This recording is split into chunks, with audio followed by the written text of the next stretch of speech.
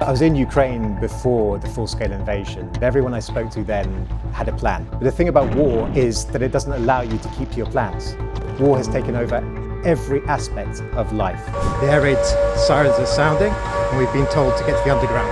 And Russia is bombing Kiev again. Now, having returned years later, I see war fatigue has set in.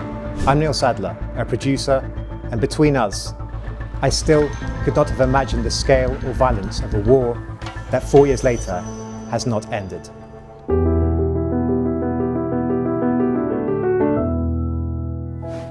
When Russia strikes the infrastructure, the majority of heating and electricity will go in the major cities the next day. Without heating, temperatures can drop to almost -20.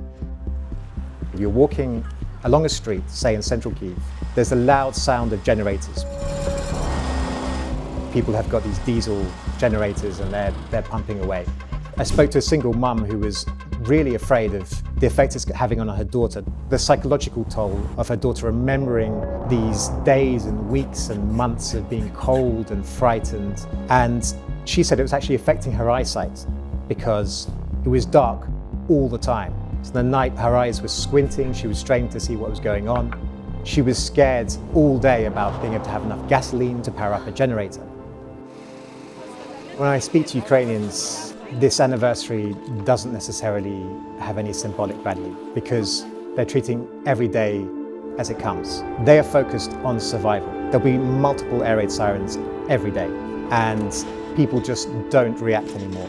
Getting notifications that overhead missiles have been fired at Kyiv alongside swarms of Shahed or so-called kamikaze drones. Around 10 or 20 drones, we stay at home because we think that our air defense will shoot down all of these drones. But now we have more than 100. It's very dangerous for us. I've reported from quite a few war zones, and I think that culmination of literal noise, the noise of the effects of war, and people just continuing their everyday life is a remarkable thing. One interesting aspect of this war, and can be amusing at some points, is the deep knowledge of the different forms of drones and missiles that are being used in the war. And you can have an old lady, maybe 70 years old, look at her phone and understand that, okay, there are 2 Russian MiGs in the air. There's a lot of skepticism from Ukrainians when they hear about these potential peace talks. In January, when there were talks between Russian, Ukrainian and US negotiators in Abu Dhabi, most people were in shelters or in the metro system, taking cover from drones, ballistic missiles, cruise missiles. And I think when we talk about meaningful peace and away from the political machinations of what politicians might and world leaders might agree on, people here can want 2 things. I spoke to a florist in January in Kyiv, and she said that it's important for people outside of Ukraine to understand that. They can want peace, they can need peace after 4 years of war, but they can also not want to give up territory that they've fought so hard to keep.